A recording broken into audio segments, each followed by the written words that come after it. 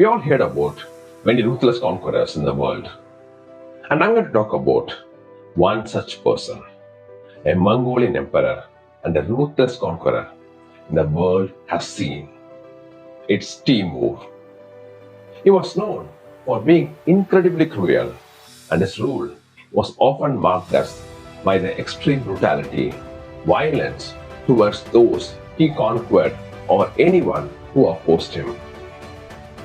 He invaded many places around the world, and the most crucial battle that made him the legend of cruelty is the Battle of Delhi.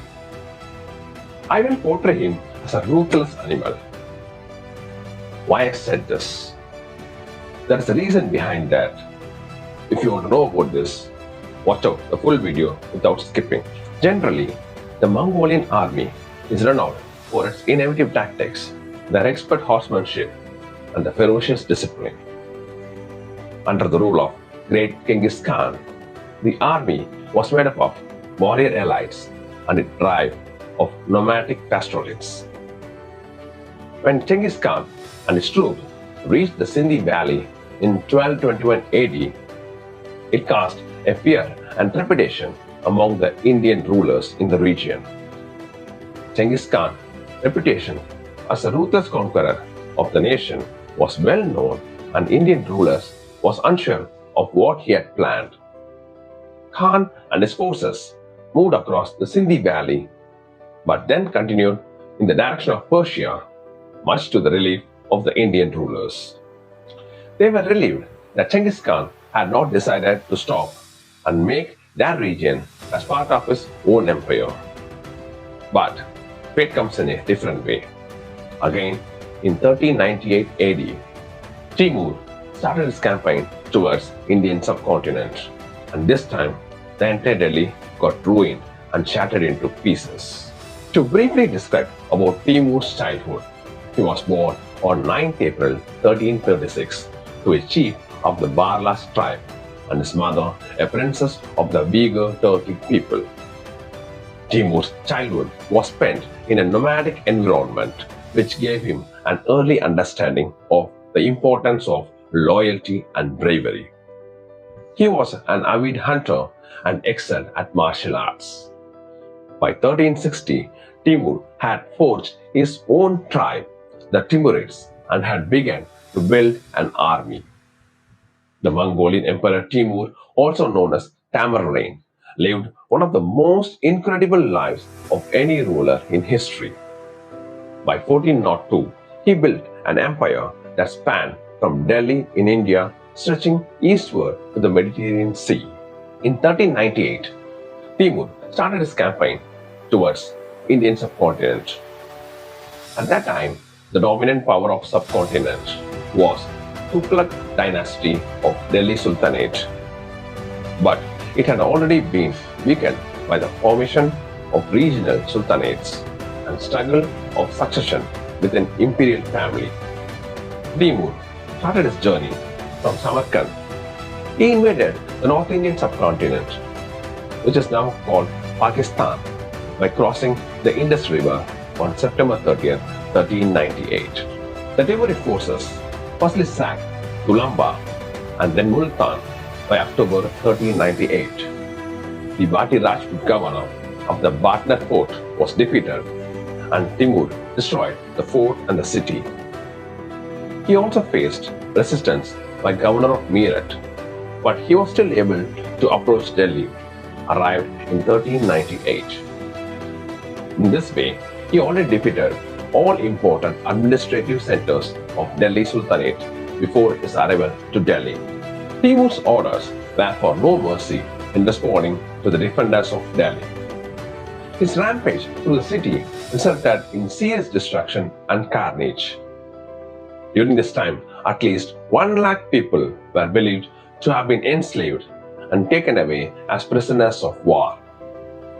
Timur slaughtered those 1 lakh people who had been captured previously in the Indian campaign. This was done out of fear that they might revolt against him. Reports of graves filled with bodies of dead slaves attest to the brutality of Timur's rule. He was said to have left instruction to slaughter any remaining population, including women and children, as a warning of future opponents. Timur's brutal military tactics left Delhi in ruins, and his legacy as a ruthless invader lives on to this day. The battle between Sultan Mahmud Tughlaq and Timur took place on 17th December 1398. Timur, with 5 feet 8 inches height, was actually lame and had a withered arm due to his injuries. His right thigh bone had knitted together with his kneecap, and he kept his leg bent at all times and therefore would have had a pronounced limp. When Sultan Mahmud Tughlaq saw Timur with a pronounced limp, he was taken aback and extremely surprised. He was thinking of an iron body against him, but instead a man with a lame foot. Despite the disabilities, there was something about Timur that made the Sultan recognize his strength and courage. The Delhi Sultanate army had war elephants armored with chainmail and poison on their tusks. As Timur's forces were afraid of the elephants, Timur ordered his men to dig a trench in front of them. Timur then loaded his camels with as much wood and hay as they could carry. When the war elephants charged, Timur set the hay on fire and prodded the camels with iron stick, causing them to charge at the elephants, howling in pain. Timur had understood that elephants were easily panicked. Faced with the strange spectacle of camels flying straight at them, with flames leaping from their backs, the elephants turned around and stampeded back towards their own lines. He capitalized on the subsequent disruption in the forces of Delhi Sultan, securing an easy victory. Sultan of Delhi fled with the remnants of his forces. Delhi was completely sacked and left in ruins with the population enslaved. After the battle, Timur installed Khizr Khan, the governor of Multan, as a new Sultan of Delhi Sultanate under his control. The capture of the Delhi Sultanate was one of Timur's largest and most devastating victories, as Delhi was one of the richest cities in the world. After the fall of the city, uprising by its citizens against the Turkic Mongols began to occur, causing a retaliatory bloody massacre within the city walls.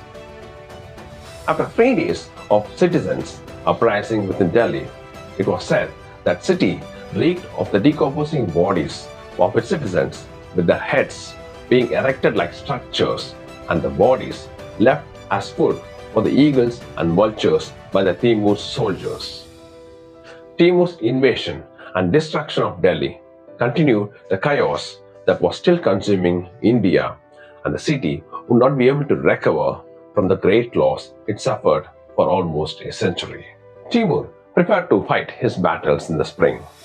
However, he died en route during an uncharacteristic winter campaign. In December 1404, Timur began military campaigns against the Ming dynasty of China and detained a Ming envoy. He became ill while encamped on the farther side of the Siddharya and died at Farab on 17 February 1405 before ever reaching the Chinese border. After Timur died, his body was embalmed with musk and rose water, wrapped in linen, laid in an ebony coffin, and sent to Samarkand, where it was buried. His town, the Gur-e-Amir, still stands in Samarkand, though it has been heavily restored in recent years. If you like this video, please like, comment, share, and subscribe my channel for more videos. Thank you.